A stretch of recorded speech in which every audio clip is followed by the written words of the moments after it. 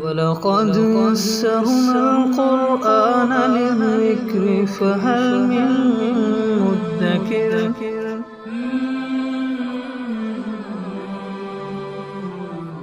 سورۃ البقرہ آیت نمبر 120۔ اعوذ باللہ من الشیطان الرجیم، بسم اللہ الرحمن الرحیم۔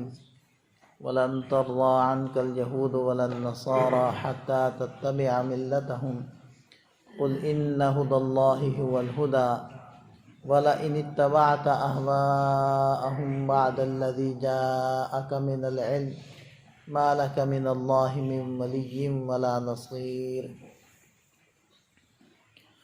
اور ہرگز آپ سے یہود خوش نہیں ہوں گے اور نہ ہی نصارہ، یہاں تک کہ آپ ان کے دین کی اتباع کرنے لگیں، کہ کبھی بھی وہ آپ سے خوش نہیں ہوں گے، کبھی بھی آپ سے راضی نہیں ہوں گے۔ ہاں، آپ اپنے مذہب کو، دین کو چھوڑ دیں اور انہوں نے جو مذہب اس وقت بگاڑ کر بنایا ہوا ہے اس کے پیچھے لگ جائیں، اس کو ماننے لگ جائیں، پھر یہ خوش ہوں گے۔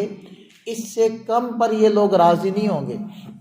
اور یہی ہمیں بھی سمجھ لینا چاہیے کہ وہ کیا چاہتے ہیں یہود اور نصارہ ہم سے۔ اور حقیقت میں تو یہود اور نصارہ اس وقت ان کا اکثر طبقہ وہ اپنے تعلیمات کو، مذہبی تعلیمات کو چھوڑ چکا ہے، اور سیکولرزم جو ان کے اندر بہت زیادہ پایا جا رہا ہے، لا دینیت، وہ ان کے اندر سرایت کر چکا ہے۔ اور دوسرا ایک بڑا مرض ان کے اندر جو پایا جاتا ہے وہ یہ ہے کہ مذہب کا صرف چرچ کے ساتھ تعلق ہے یا پھر معبد خانے ہیں یہود کے، بس اس تک اس کا تعلق ہے۔ اس کے علاوہ دین کا، مذہب کا، اسلامی تعلیمات کا، زندگی کے کسی پہلو کے ساتھ کوئی تعلق نہیں ہے۔ نہ اس کا ہمارے بازار یا کاروبار کے ساتھ کوئی تعلق ہے، نہ اس کا ہماری عدالتوں کے ساتھ کوئی تعلق ہے، نہ اس کا ہمارے ایوانوں کے ساتھ کوئی تعلق ہے، نہ ہماری جو سوشل زندگی ہے، معاشرت ہے، اس کے ساتھ کوئی تعلق ہے۔ ہم جیسے مرضی رہیں، جیسے مرضی تعلقات قائم کریں، جس کے ساتھ مرضی تعلقات قائم کریں، مذہب کا اس سے کوئی لینا دینا نہیں۔ یہ چیز، اور یہ چیز مسلمانوں کے اندر بھی پائی جا رہی ہے، اور دعویٰ نہ کریں، عملاً یہ چیز موجود ہے کہ ہم نے بھی دین کو، مذہب کو مسجد تک، مدرسے تک محدود کر دیا۔ بس مسجد میں ہے نا، جائیں گے نماز پڑھیں گے آ جائیں گے۔ دین کا میری خوشی کے ساتھ کیا تعلق؟ میں جیسے بھی گانے بجاؤں، جیسے بھی ہمارے رسم و رواج ہیں، چاہے وہ دودھ پلائی ہے، چاہے وہ جوتا چھپائی ہے، چاہے وہ گوٹا بٹھائی ہے، چاہے وہ جو بھی ہے، مائیوں بٹھائی ہے، جو بھی کر لو، ہر علاقے کی، ہر بندے کی مختلف رسمیں ہیں۔ اس کے ساتھ مذہب کا کیا تعلق ہے؟ اس کے ساتھ دین کا کیا تعلق ہے؟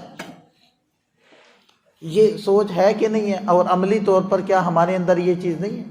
تو یہی تو سیکولرزم ہے، اور کیا ہوتی ہے کہ مذہب کا، دین کا ہماری سیاست سے، ہماری دکانداری سے، ہمارے کاروبار سے، ہماری غمی خوشی سے کوئی تعلق نہیں۔ وہ مسجد تک محدود ہے، جائیں گے نماز پڑھ لیں گے جب وقت ہوگا، بس اس سے زیادہ نہیں۔ یہ انصاف نہیں ہے، دین کے ساتھ یہ انصاف نہیں ہے، اور کامل مومن یہ نہیں۔ ہماری تو ہر غمی خوشی، زندگی کا ہر پہلو پابند ہے اسلامی تعلیمات کے ساتھ۔ آپ دیکھیں کہ 2 عیدیں ہیں، عید الفطر اور عید الاضحیٰ، اس کے بھی احکامات ہیں کیسے کرنا ہے۔ ایسے نہیں ہے کہ آزاد چھوڑ دیا کہ آپ جیسے مرضی اپنے خوشیاں مناؤ اور اس کے اندر جو مرضی کرو، ایسا کچھ نہیں ہے۔ عبادات دی گئی ہیں، باقاعدہ اجتماع دیا گیا ہے، دعائیں بتائی گئی ہیں، آنے جانے کا طریقہ سکھایا گیا ہے، اور ان دنوں کی سنتیں بتائی گئی۔ دین ہے، ایک مکمل ضابط حیات ہے، کوئی گپ شپ نہیں ہے۔ تو بہرحال ارشاد فرمایا کہ یہ ہمارے لیے اس کے اندر بہت بڑا سبق ہے کہ ہم بعض دفعہ اپنے عمل سے، بعض دفعہ ایسے قانون بنا کر ہم ان کو خوش کرنے کی کوشش کر رہے ہوتے ہیں کہ دیکھیں جی ہم نے تو اب یہ بھی کر لیا، ہم نے تو وہ بھی کر لیا۔ تو دیکھیں وہ ہم سے کبھی بھی راضی نہیں ہوں گے جب تک کہ ہم پورے کے پورے عیسائی نہ بن جائیں یا یہودی نہ بن جائیں۔ تو آپ علیہ السلام کو اللہ تعالیٰ نے یہی بتلایا، اور ارشاد فرمایا قل ان ھدی اللہ ھو الھدی، آپ ان سے کہہ دیجئے ہدایت وہ اللہ کی ہدایت ہے، میں تمہاری بات کبھی بھی نہیں مان سکتا۔ اور بالفرض والتقدیر ولا ان اتبعت اہواءہم، اگر آپ نے ان کی بات مان لی، بعد الذی جاءک من العلم، بعد اس کے کہ آپ کے پاس وحی کا علم آ چکا ہے، آپ کو پتہ ہے کہ دین اسلام کیا ہے، اس سب کے باوجود بالفرض آپ نے ان کی بات مان لی، ان کے پیچھے چل پڑے، ما لک من اللہ من ولی ولا نصیر، تو آپ کا اللہ کے مقابلے میں نہ کوئی حمایتی ہوگا نہ کوئی مددگار ہوگا۔ تو پھر جب نبی پاک صلی اللہ علیہ وسلم کو اللہ تعالیٰ نے یہ بات فرما دی تو پھر ہمارے لیے بھی تو یہی بات ہے کہ اگر ہم نے وہ تعلیمات چھوڑ کر ان کی طرف دیکھنا شروع کر دیا اور ان کو اپنا رول ماڈل بنانا شروع کر دیا، اسوہ حسنہ ان کو بنا لیا، اب کوئی کہتا نہیں ہے کہ وہ ہمارے رول ماڈل ہیں، عملاً کرتے وہی ہیں جو وہ کرتے ہیں۔ تو دیکھیں کہ اب اللہ تعالیٰ نے کیا فرمایا، نبی پاک صلی اللہ علیہ وسلم کو یہ بات ارشاد فرما دی کہ پھر اللہ آپ کا حمایتی اور مددگار نہیں رہے گا، اور اس کے اندر ایک ضابطہ ذکر کر دیا کہ اللہ تعالیٰ کے نزدیک شخصیات کی اہمیت ان کی ذات کی وجہ سے نہیں ہوتی، بلکہ ان شخصیات کا اللہ تعالیٰ کی اتباع اور فرما برداری کی وجہ سے اہمیت ہوتی ہے۔ اگر نبی پاک صلی اللہ علیہ وسلم کی ذات اقدس ہے، اللہ تعالیٰ کو محبوب ہے اور اللہ تعالیٰ کے نزدیک ان کی بہت زیادہ اہمیت ہے، تو وہ بھی آپ صلی اللہ علیہ وسلم کی اللہ تعالیٰ کی کمال درجے کی فرما برداری اور اتباع کی وجہ سے۔ اسی لیے نبی پاک صلی اللہ علیہ وسلم کان اعبد الناس، سب لوگوں سے زیادہ اپنے رب کی عبادت کرنے والے تھے۔ اور فرمایا کہ الذین آتیناہم الکتاب، کیونکہ یہود کا تذکرہ ہے تو یہ ان آیات میں بتایا جا رہا ہے کہ تمام یہودی ایک جیسے نہیں ہیں، بلکہ جن لوگوں کو ہم نے کتاب دی یتلونہ حق تلاوتہ، اور وہ اس کی تلاوت کا حق ادا کرتے ہیں۔ اس سے پہلے والی کتاب دو گزرے ہیں، تورات والے، انجیل والے اور زبور والے بھی، تو جو ان کو جو کتابیں ملی ہیں جو ان کی تلاوت کا حق ادا کرتا ہے۔ اب تلاوت کا حق کیسے ادا ہوتا ہے؟ ایک تو تلا یتلو تلاوتن کا معنی ہوتا ہے تلاوت کرنا، اور ایک تلا یتلو اس کا دوسرا معنی ہوتا ہے پیروی کرنا، پیچھے چلنا۔ والشمس وضحاها والقمر اذا تلاها، اور قسم ہے چاند کی جب وہ سورج کے پیچھے چلا آتا ہے، تو پیچھے چلنے کو بھی تلا یتلو تلاوتن کہتے ہیں۔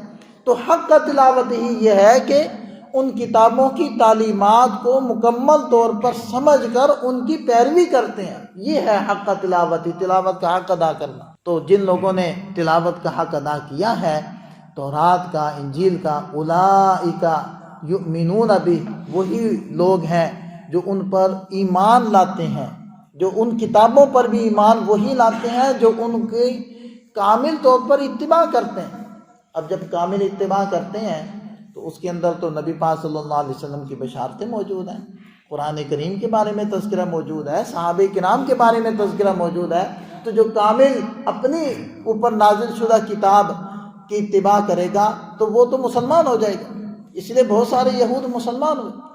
تو گویا کہ کامل اتباع کرنے والے اس پر ایمان لانے والے ہیں، اور جو کامل اتباع نہیں کر رہے وہ اس کے اوپر ایمان لانے والے نہیں ہیں۔ اب دیکھیں قرآن کیا کہہ رہا ہے اور ہمارے اوپر یہ بات کیسے چسپاں ہوتی ہے۔ ہم کیا کامل اتباع کر رہے ہیں قرآن کریم؟ تو پھر قرآن تو کہتا ہے کہ جو اتباع کرے گا اولئک یؤمنون بہ، یہی وہ لوگ ہیں جو اس کتاب پر ایمان لاتے ہیں۔ یہ کیا ہے کہ زبان سے تو کہا یا پڑھ تو لیا، نہ سمجھا نہ مانا۔ اور پھر آگے ارشاد فرمائے وَمَن یکفر بہ، جو کتاب کا انکار کرے فَأُولَئِکَ هُمُ الْخَاسِرُونَ، یہی لوگ ہیں نقصان والے۔ تو آج اس تناظر کے اندر تو ہم تو ہیں سارے نقصان والے۔ ایک ہی راستہ ہے امت کے پاس، اس سسکتی انسانیت کے پاس، اور وہ قرآن پر کامل ایمان، نبی پاک صلی اللہ علیہ وسلم کی کامل اتباع، اس کے علاوہ اور کوئی راستہ نہیں۔ مطلب آپ دیکھیں کہ ایٹم بم تو بنایا ہوا ہے نا، اس سے بڑا بم تو نہیں ہے ابھی تک معلوم دنیا میں، اس سے بڑا بم نہیں ہے، اور وہ بھی ہم نے بنایا ہوا ہے۔ اس کے بنانے کے باوجود کیا حالات، وہ تو ہماری حفاظت نہیں کر رہا، البتہ ہم اس کی حفاظت کر رہے ہیں۔ اس سے ثابت کیا ہوا؟ اسلحے بنانے سے آپ کی عزت نہیں بنتی، آپ کا رعب نہیں آتا۔ وہ کہاں حضرت عمر فاروق رضی اللہ عنہ وہ اینٹ کا ایک ٹکڑا سر کے نیچے رکھے جنگل میں لیٹے ہوئے اور کیسر و کسرا کانپ رہے ہیں، ان کے پاس کون سا ایٹم بم تھا؟ یہ وہ اصلی جو ہمارے اسباب ہے، حقیقی اسباب، یہ جب تک نہیں ہمیں حاصل ہوں گے اس وقت تک امت کی یہی زبوں حالی رہنی ہے، اس میں سدھار نہیں آنا ہے۔ اللہ تعالی ہم سب کو اس چیز کی سمجھ عطا فرمائے۔